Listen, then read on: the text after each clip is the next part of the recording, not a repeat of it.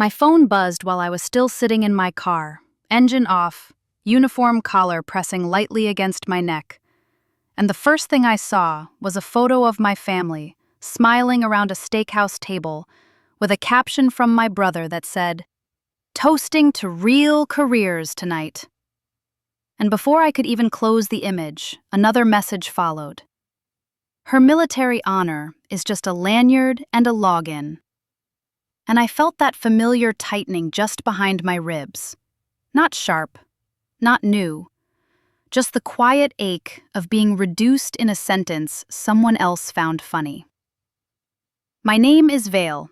I am 23 years old, and I learned early how to survive by reading a room before I spoke. My brother learned how to dominate one by filling the silence. He is the golden child, the kind of confidence that seems impressive until you realize it has always been paid for by other people. My father believes status is something you can recognize instantly, something that should be obvious without explanation, the kind he likes to say would show up on television if it mattered. My mother keeps the peace by standing beside whoever is loudest, mistaking volume for certainty and calling it harmony.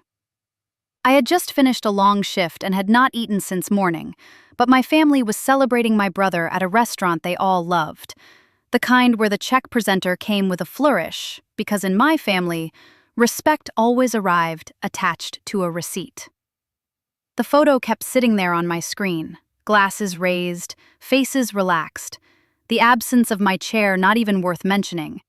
And then my brother tagged me in the group chat, not to invite me, not to check in, but to make sure I saw it, to make sure the joke landed.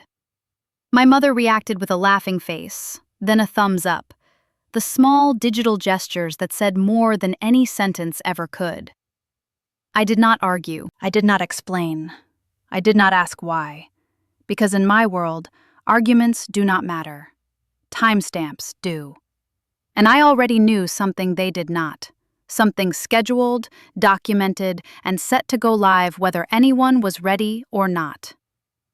If you have ever served and still been treated like a joke at your own table, this ends differently. By the time this night is over, you will see why the loudest person in a family is not always the one with power, and why real authority does not raise its voice when it arrives. I sat there with my phone resting in my palm, watching new messages stack up about appetizers and wine and how proud everyone was. And I thought about the difference between being seen and being recorded. In the military, there is a chain for everything. Who signs, when they sign, where the responsibility lands if something goes wrong. At home, the chain is simpler. Whoever pays the bill decides what matters. My brother did not know that the thing he was laughing at already existed in a public record. He did not know that there was a broadcast scheduled to post at a fixed time, uploaded the same way every other official record is, clean, unembellished, and impossible to argue with once it is out there. I did not tell them. I did not warn them. I did not need to. The broadcast had a timestamp, and it was coming. If your family mocked your service, would you explain?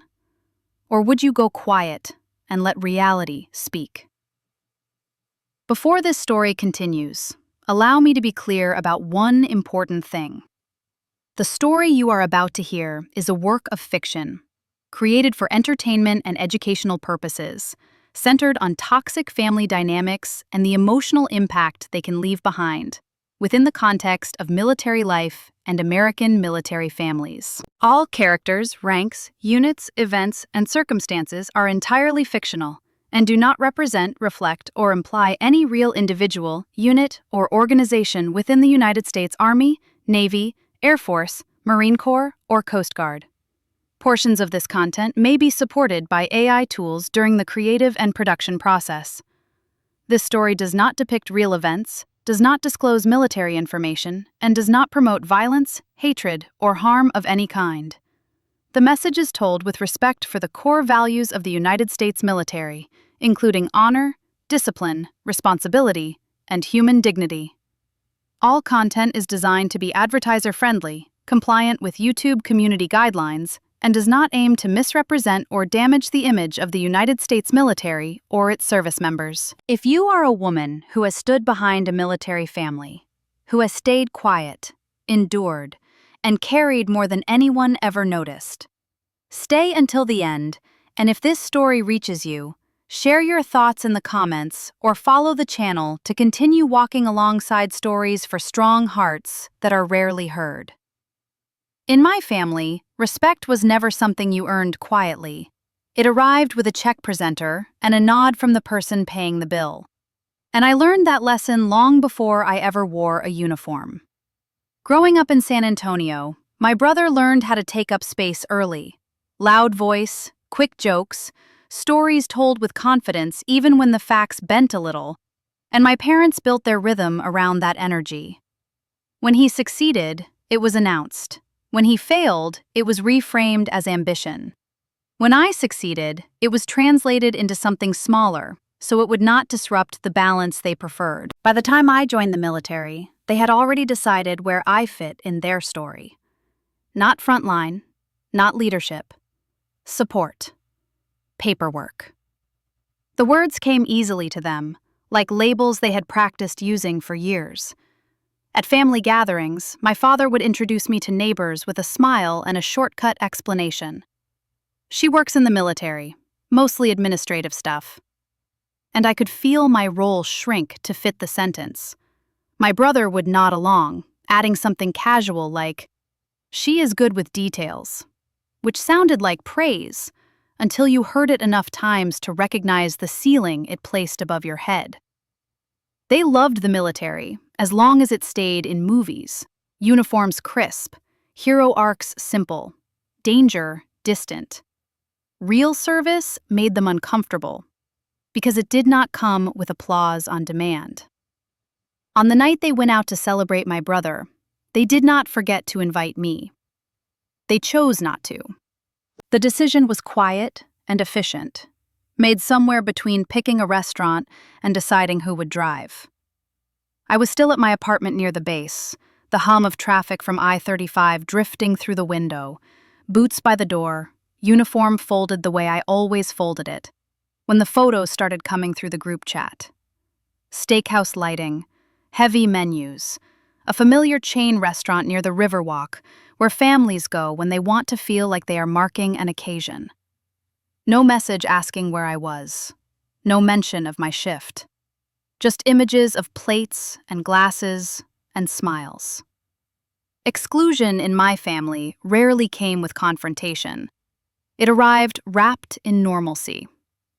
Later, I would hear how the night went from my cousin, how my brother held court at the table, telling stories about his work, how my father leaned back in his chair, proud and relaxed, and how the server laughed at the right moments, because that is what servers learn to do. At some point, my brother brought me up, not to include me, but to frame me. "She wears a uniform so she can feel important," he said, loud enough for the table and the server to hear, a joke shaped like an observation. The table laughed. The server smiled politely, unsure, and my mother did not interrupt. I was not there, but I could imagine it perfectly. The way the words would land, the way they always did. Light on the surface, heavy underneath. When I heard about it later, my chest tightened just behind the sternum, the same place it always did. Not anger, not shock, just the familiar pressure of being seen incorrectly and knowing there would be no correction. That was the mockery stage, the part where minimizing turns into entertainment. Before that, there had been years of rewriting. My parents liked to tell people a version of my life that made sense to them. I joined because I wanted structure. I stayed because it was stable. I worked long hours because I did not have other options. Any complexity beyond that was smoothed away. If I tried to explain what I actually did, the conversation drifted, eyes glazed, questions redirected. So I stopped. Explaining felt like begging in uniform. It felt like asking permission to matter. Instead, I learned to listen. I listened to how my brother talked about my job when I was not in the room, how he framed it as something temporary, something I would grow out of once I figured out what I really wanted. I listened to my father repeat those phrases to other people, proud of how reasonable they sounded. I watched my mother keep the peace by letting those narratives stand, telling herself silence was kindness.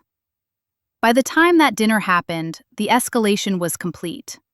They had minimized my service into paperwork, mocked it into a punchline, excluded me from celebration, and rewritten my story to preserve their own image. What they did not know was that while they were laughing, while they were clinking glasses and paying checks, something else existed alongside their version of events, something documented and scheduled, something that did not need their approval to be real. My brother did not know that the thing he was laughing at already had a public record. And as I sat alone that night, phone in my hand, traffic rolling past on the highway, I did not feel the urge to correct them. I felt the steadier knowledge that some truths do not need defending. Have you ever watched your family laugh and realized they were not joking? The longer I stayed quiet at home, the more fluent I became at work, because the military has a way of clarifying what matters when nothing else will. On base, there is no space for guesswork, only for process. And I learned early that credibility here does not come from speeches or stories, but from what you sign and when you sign it. My days started the same way most days do. Badge clipped, CAC tapped at the door, lights humming low before sunrise, and the quiet understanding that whatever happened next would be logged. I did not carry symbols of importance. I carried access. Secure briefs landed on my desk because someone trusted the order in which I read them. Routing slips came to me because someone needed a clean handoff that would stand up later when questions were asked. Read receipts mattered more than reactions. We do not do dramatic. We do documented. That difference shaped me. It also shaped how information found me before it found anyone else. Sometimes it was a senior leader passing in the hallway, lowering his voice just enough to say weather ops were shifting and the afternoon schedule would tighten. Sometimes it was a short call from a number without a name that rang once and stopped, the kind you return without asking who it is, because you already know. Sometimes it was nothing more than a line in the duty log that changed and told me a VIP movement was coming through sooner than planned. I learned to notice those things, to stack them, to understand what they meant before anyone announced them. While my family waited for headlines, I checked the log. While they refreshed social feeds, I refreshed the duty screen. That habit became instinct. It also became a quiet kind of power that never looked like anything from the outside. If you passed me in the hall, you would not see it. You would see someone walking with a folder tucked under one arm, moving at the speed of the work, not the attention. But decisions bent around those folders. Problems softened before they turned into failures. When something did not happen, when a delay never reached the point of panic, it was usually because someone caught it early and rerouted it cleanly. That was the work. It was not meant to be noticed. It was meant to hold. At home, that invisibility translated as absence. It was easy for my family to dismiss what they could not point to. They wanted titles that fit in a sentence and accomplishments that landed without context. I knew better. I knew that a certain kind of work does not show itself until the moment it prevents a mess. There were days when I stood at that edge, holding a choice I did not talk about. I could tell them. I could sit at the table and explain what a secure brief meant, why a routing slip mattered, how read receipts created accountability that could not be argued later. I could explain that knowing about a schedule change before it happened was not luck. It was responsibility. But every time I imagined doing that, I felt the same resistance in my chest, the same sense that I would be translating myself into a language they did not respect. Explaining felt like begging in uniform. It felt like asking my work to audition for approval. So I chose silence. Not the kind that sulks, but the kind that observes. That choice had consequences. Silence means you absorb more. You hear the comments in the break room and the assumptions in the group chat.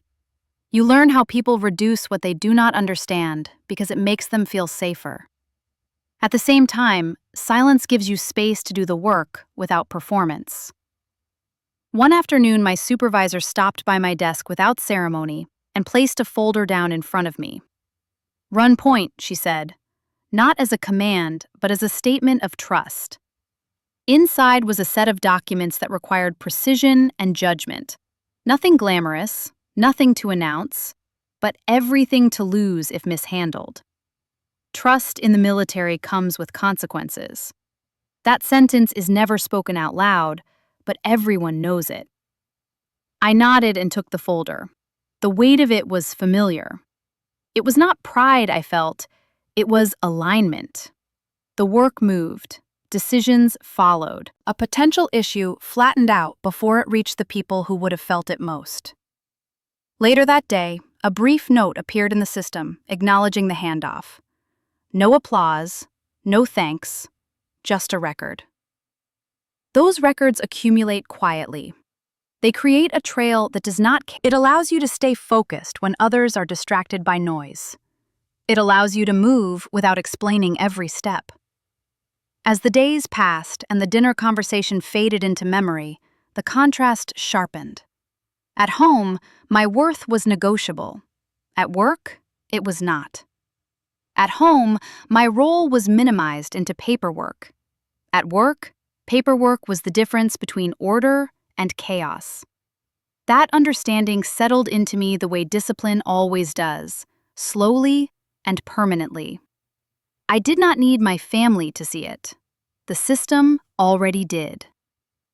A certain kind of work does not look like anything until it prevents a mess. That night split itself into 2 rooms I could not step into at the same time. In one, my family sat under warm lights with menus still open, forks already clinking against plates, the kind of noise that feels like belonging when you are inside it. In the other, I stood watch, duty phone face up on the desk, the quiet hum of the building reminding me that calm in the military is never empty. It is borrowed. The group chat lit up first. A photo came through of a table crowded with glasses catching the light, steak knives aligned like small flags, my brother's caption sitting on top of it like a grin. We're celebrating real success. A second message followed before I could put the phone down. Vale can join when she gets a real job. The words landed with the ease of repetition, like he had practiced them enough times to forget they cut.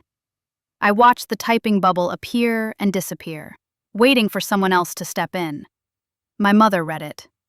Seen appeared under the message, and nothing else. That silence was louder than the joke. A moment later, my father added the sentence that always closed these things out. Don't be so sensitive. It was his way of turning a line into a boundary. The pace of the messages picked up, small details stacking into a scene I could almost hear. A picture of a menu folded back, the scrape of a chair, a server's arm reaching in with plates balanced perfectly. Another photo, this one of wine glasses raised just enough to catch attention. The receipt would come later. My brother liked to show that part too. Proof that whoever pays gets to define the night. In my family, respect came with a check presenter. Between those bursts, my other phone stayed quiet. The duty phone does not ask how you feel. It waits. I picked it up and scanned the screen out of habit, checking the log before I checked myself. There it was, the note I had been expecting, the scheduled window for the public affairs upload, time-stamped and unambiguous. Public affairs uploads at a set time like clockwork. It does not care who is eating dinner. It does not pause for jokes. I set the phone back down and looked again at the group chat. The contrast settled in my chest with a familiar weight. 2 kinds of responsibility, one loud and one silent. one measured in reactions and receipts, the other in records and consequences. The false calm came from how ordinary it all looked. No one was yelling. No one was storming out. It was just a table and a chat, and the easy cruelty of people who assume they are right because they are comfortable.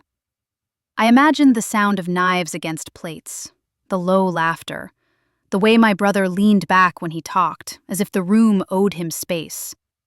I imagined my mother smiling because the night was going smoothly, and my father nodding because he believed that harmony mattered more than accuracy. The messages kept coming, a drip of celebration that felt like pressure rather than joy. Another picture of dessert. Another comment about promotions and plans. Another line from my brother about how some people never move forward. I did not respond. I watched the duty phone instead. Time moved in small clicks. Each minute passed brought the scheduled window closer. I could feel the tension rise, not because something was about to explode, but because nothing was. This was the calm before recognition, not chaos. I slowed my breathing and let the noise stay where it was. The military teaches you how to wait without leaking energy. You learn to hold still when others mistake stillness for weakness.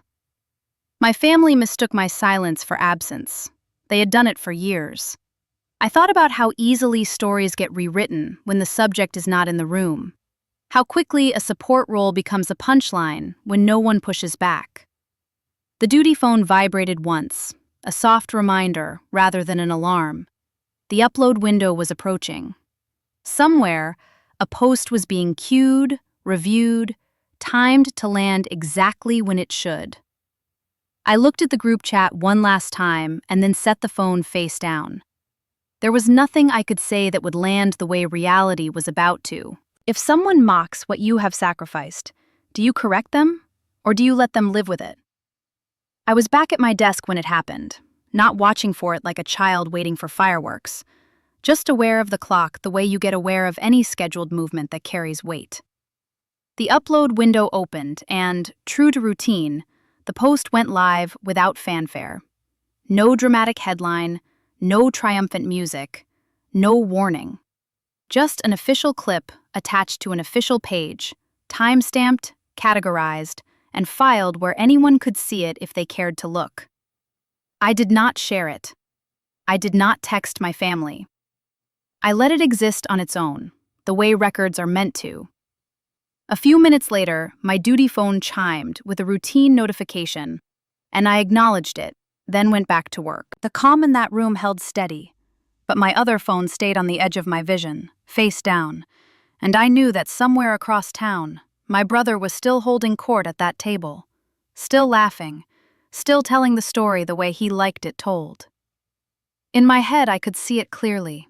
The chain restaurant near the Riverwalk, the warm light making everyone look softer than they really were, the sounds of silverware and ice against glass, the server leaning in with practiced patience. I could picture my brother finishing a line, something about real jobs and real success, and my father nodding like that was a fact instead of a preference. I did not know the exact words he chose at that moment, but I knew the shape of them. My brother always spoke as if the room owed him agreement.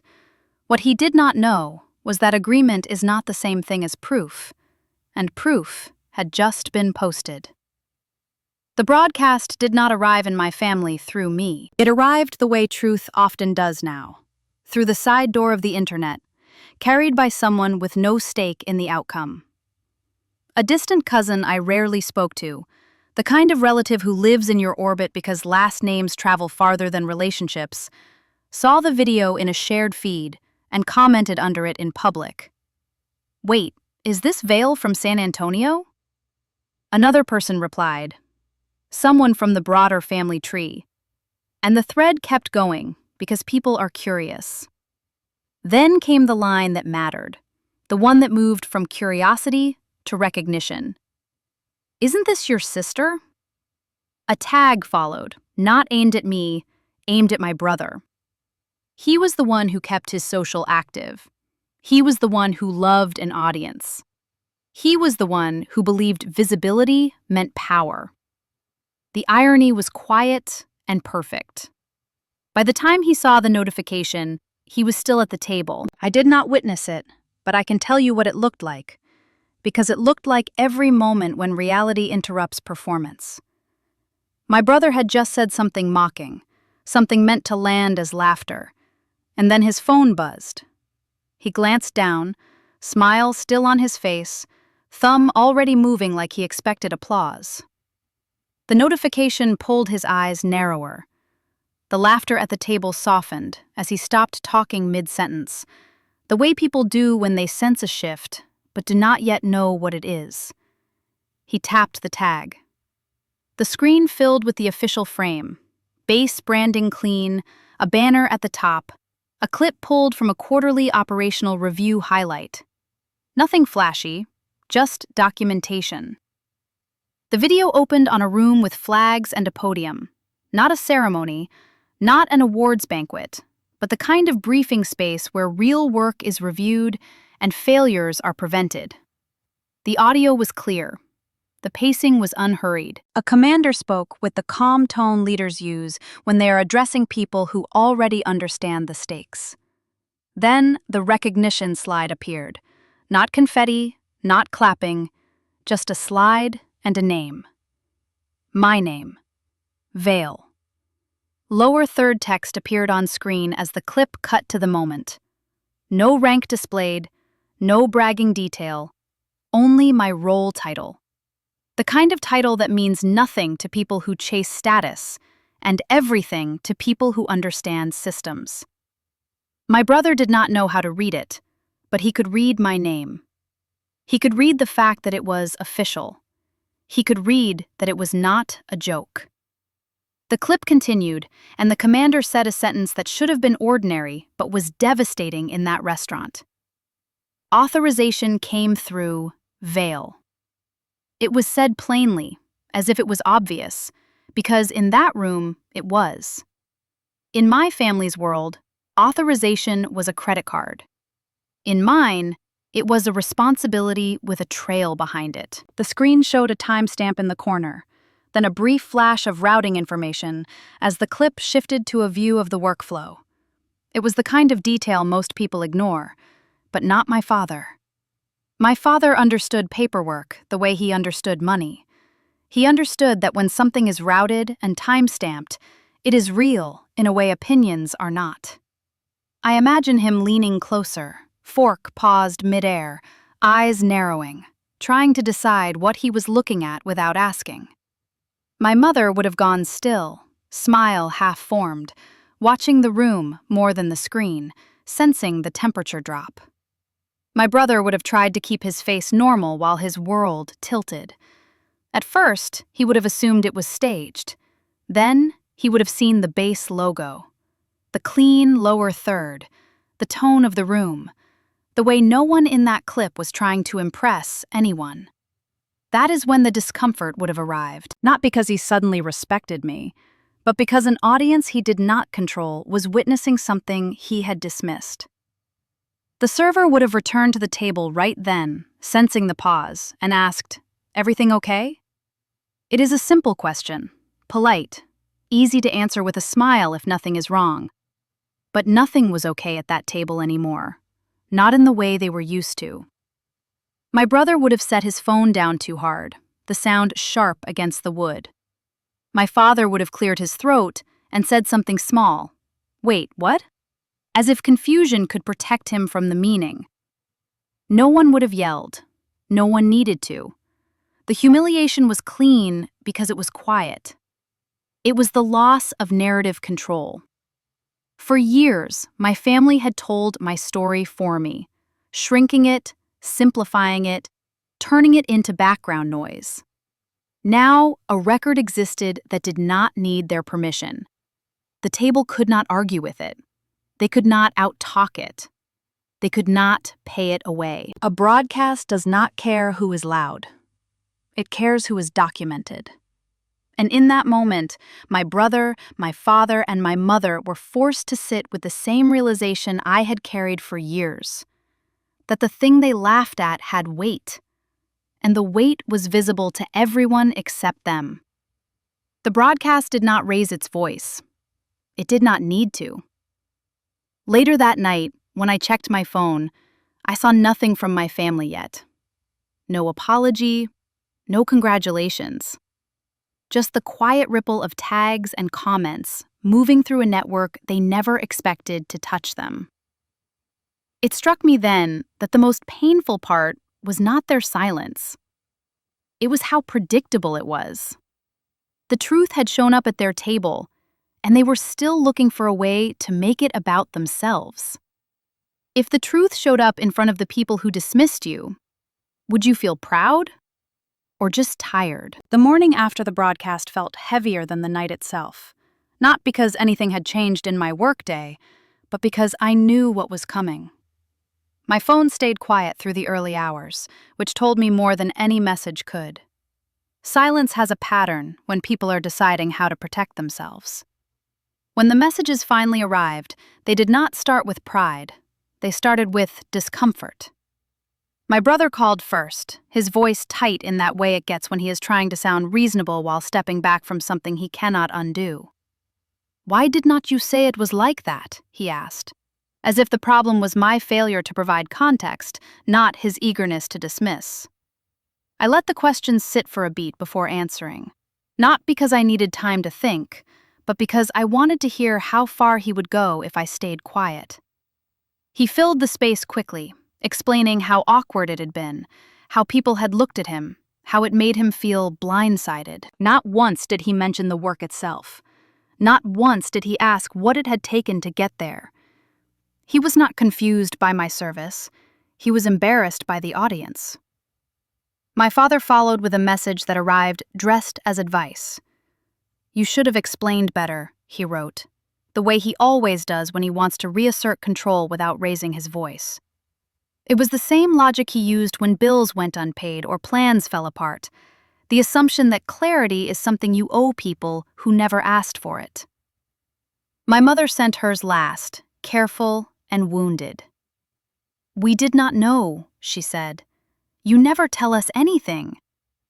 It was a familiar move, the kind that shifts responsibility quietly from the people who minimize to the person who stopped trying. Together, their responses formed a pattern I recognized immediately. Stage 2. When mockery fails, blame arrives. They did not apologize for laughing. They did not acknowledge the dinner, the jokes, the silence. They framed the entire moment as a misunderstanding that could have been avoided if I had just managed them better. I listened. I read. I did not argue. Quiet power is not about winning the conversation. It is about refusing to carry someone else's discomfort. When I finally responded, I kept it short, the way you keep things short when you do not intend to negotiate. "You did not ask," I said. To my father, I added the second line I had rehearsed, only because it was true. "I invited you. You chose dinner." There was no anger in it, no explanation, just facts, delivered the way facts are delivered when they no longer need defending. The reaction was immediate and uneven. My brother went silent again, which told me the words had landed somewhere he could not spin. My father pushed back once, suggesting that families should not keep secrets from each other, as if privacy and secrecy were the same thing. My mother tried to soften it, asking if we could all talk later, together, when emotions were lower.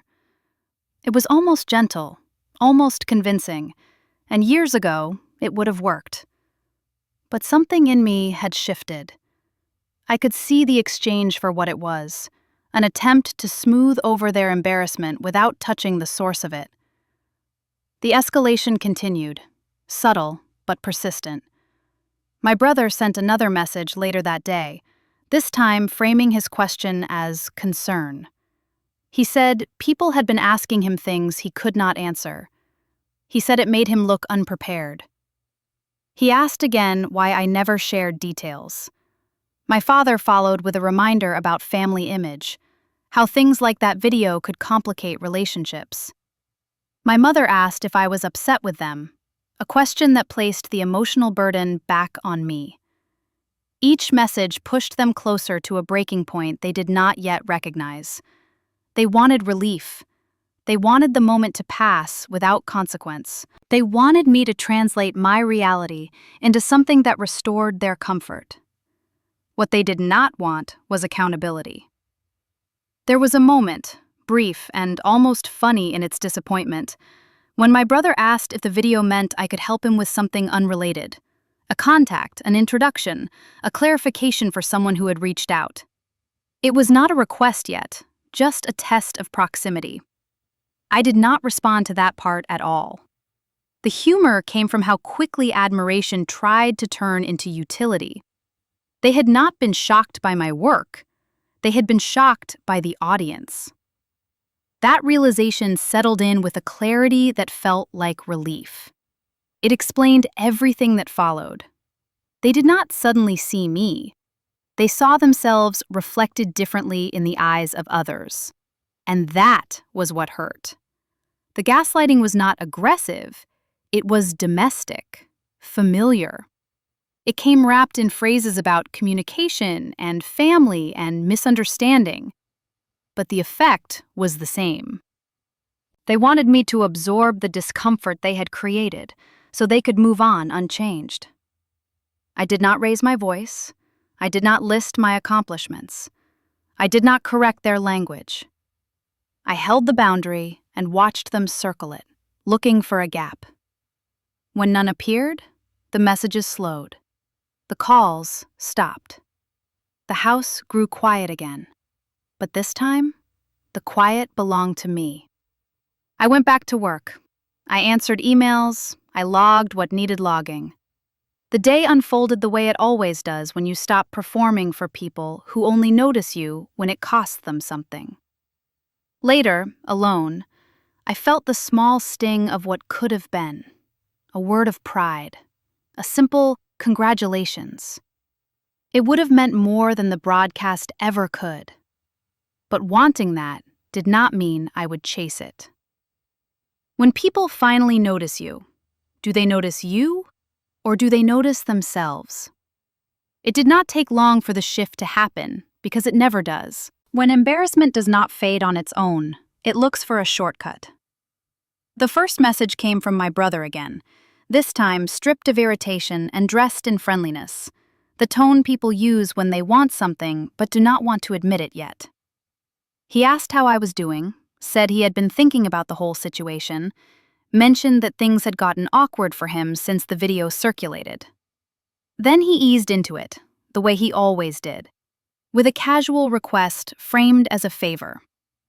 He said he might need a reference, someone he could list, someone who could vouch that he was connected to the right kind of people. He did not say my name at first, but the implication hung there between the lines.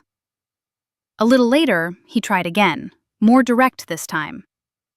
"Maybe you could introduce me to someone you know," he wrote. Nothing big, just a conversation. I read the messages without reacting, noticing how quickly the language had changed from dismissal to dependence. The mockery was gone. The jokes were gone. What remained was need. My father followed soon after, his approach more careful, more strategic. He did not ask for help directly. He asked for explanation. He said relatives had questions now. He said people were talking. He said it would help if I clarified things, told my side properly, so everyone could understand and move on. It was framed as a family service, a way to smooth things over, restore balance, preserve dignity. My mother added her voice quietly, saying it would mean a lot if I could help them through this, reminding me that families get through things together. "We are family," she wrote. "Do not be like this." The guilt was familiar, practiced, meant to soften resistance by invoking obligation. When I did not respond immediately, the tone sharpened. My brother accused me of holding a grudge. My father suggested I was enjoying the attention. My mother said I had changed. The accusation landed where it always does, on the idea that setting boundaries is a betrayal. I let the messages stack for a while before replying. Not to punish them, but because urgency belongs to people who need something, not to people who are deciding. When I answered, I kept it the way my work had trained me to keep things: clean and final. "I cannot help with that," I wrote. To my brother, "Not appropriate." To my father, "That is not how this works."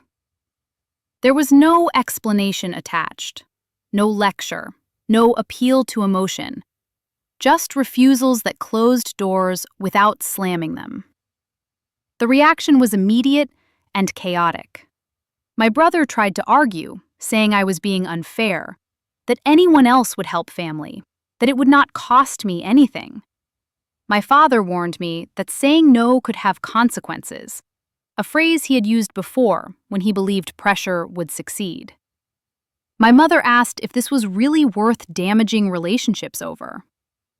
None of them addressed the reason I was saying no. They were not asking for my presence or my pride.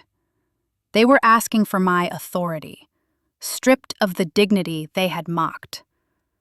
I held the line. In the days that followed, my brother tried to handle things himself. He reached out to people he thought might matter. He dropped names that sounded impressive in casual conversation, but meant nothing to those who understood access. Without credibility, without the right context, without someone willing to stand behind him, his efforts stalled. Doors stayed closed. Calls went unanswered. The same confidence that had carried him through dinner table stories failed him when documentation was required. My family began to understand something they had not before. The power they had glimpsed was real, but it was not transferable. It did not bend to guilt or volume or shared last names. It belonged to systems, not favors. Slowly, the requests stopped. The messages thinned. The tone shifted again, this time toward resignation. No one apologized outright, but the absence of pressure said enough. They had reached the edge of what they could extract. I felt no triumph in it, only a steady calm. Saying no did not feel like revenge.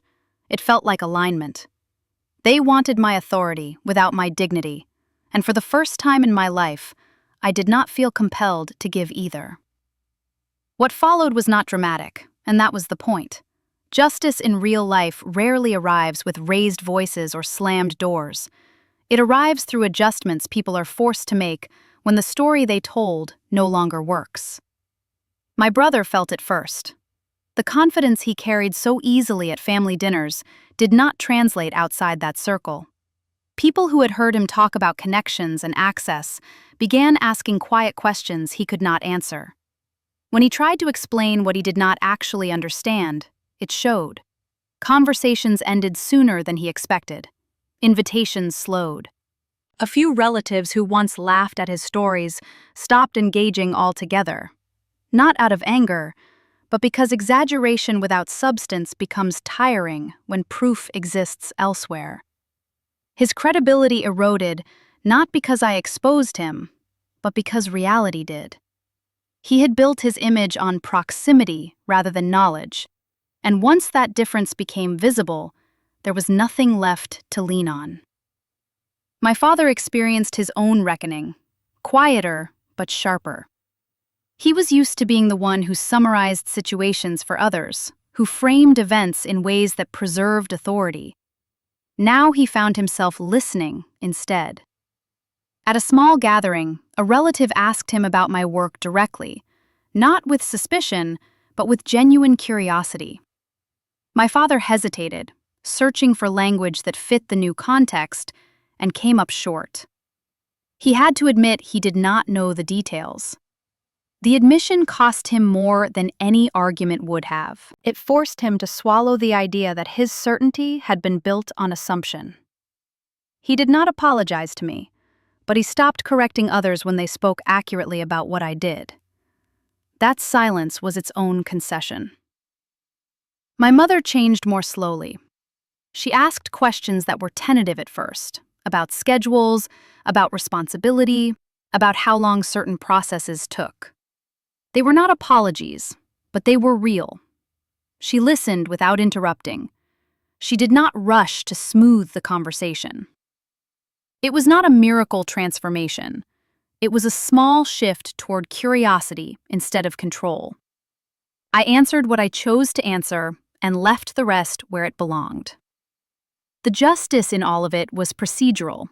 Boundaries held, records spoke, consequences unfolded without me lifting a hand. I did not correct my brother publicly or defend myself in private. I did not demand recognition from my parents or withhold affection as punishment. I simply stopped translating my life into a language that made others comfortable. Over time, the family dynamic adjusted around that absence. The loudest voice lost its advantage. The person who paid the bill no longer decided what was true. I noticed the difference most in myself. Nights were quieter. Sleep came easier. I no longer replayed conversations in my head, wondering what I should have said. There was relief in letting the truth stand on its own. Justice did not mean watching anyone fall. It meant watching myself stay upright without effort. Power, I realized, was being able to say no and still sleep. After everything settled, after the messages slowed and the expectations reset themselves around my silence, I noticed the quiet differently. It was not the hollow kind that follows conflict. It was the steady kind that comes when you stop bracing. I had always assumed the hardest part of service would be the work itself, the hours, the pressure, the responsibility of decisions that do not come with applause. But the work never hurt me the way being minimized at home did. Serving did not drain me. Translating my value into something my family could accept did. That realization took time to land, especially when you grow up believing loyalty means explaining yourself until you are understood. For years, I thought patience would eventually earn clarity. Instead, it taught people how little they needed to listen. As the weeks passed, my family adjusted without ever naming it. Some families do not apologize, they just adjust. Conversations became shorter and more neutral. Visits happened less often and lasted less time. When I did go, I stayed present without offering context. I talked about weather and traffic and food. I did not translate my work into dinner table language anymore. I did not defend it or dress it up. I let it exist where it belonged. There was relief in that restraint. The chain of custody taught me something my family never did. Truth does not need emotion to be valid. It needs records. It needs timestamps. It needs consistency. Once you trust that, you stop chasing validation and start choosing peace. I took shorter visits on purpose.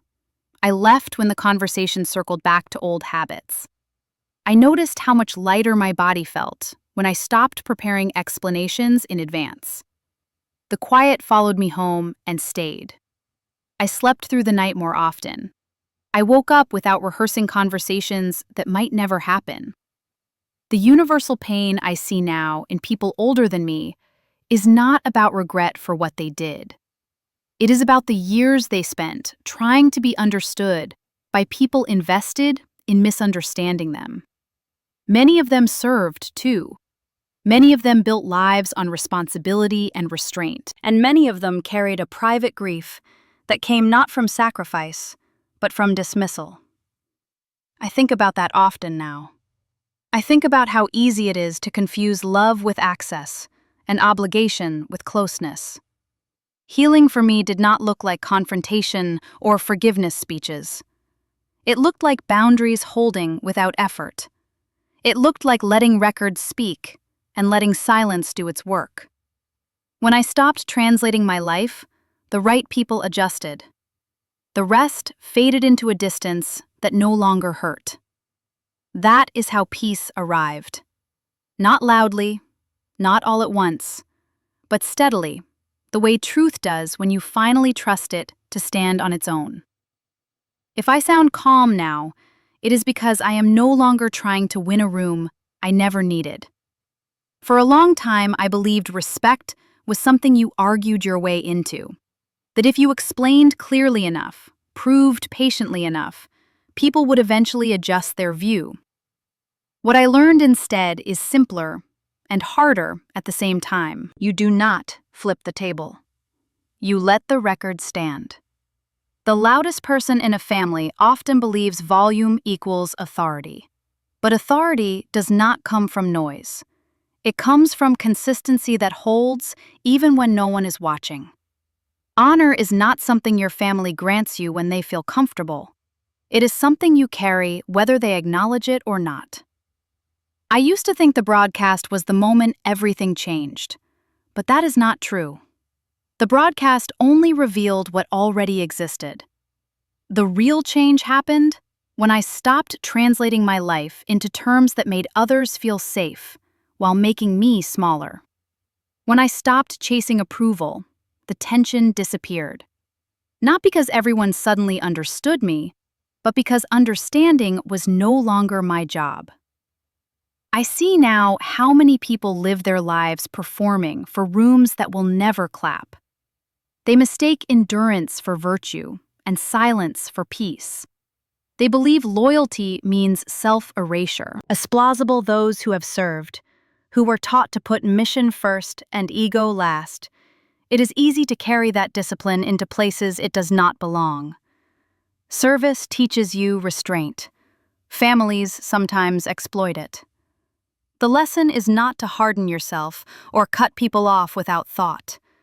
The lesson is to recognize where your responsibility ends. A boundary is not punishment. It is clarity. It is saying, this is where my dignity begins, and your comfort no longer outranks it. The truth does not need theatrics. It does not need speeches or confrontations. It needs time and a paper trail, and the patience to let consequences unfold on their own. That is how justice looks when it is real. Quiet, procedural, unavoidable. I did not walk away from my family. I walked away from the role they assigned me. What remained was a version of myself that could breathe. If this story landed with you, it might be because you recognize the shape of it. Maybe you have been minimized by people who benefit from your restraint. Maybe you have done the work while someone else told the story. Maybe you have waited for recognition that never came because the audience mattered more than the truth. You do not owe anyone an explanation that costs you your sleep. You do not owe anyone access to your authority when they refuse to respect your humanity. The record will always outlast the room. The only real choice is whether you trust it enough to stand back and let it speak. So here is the question I leave you with. If they came back asking for help after they dismissed you, would you have helped them anyway? Or is a boundary the most respectful answer?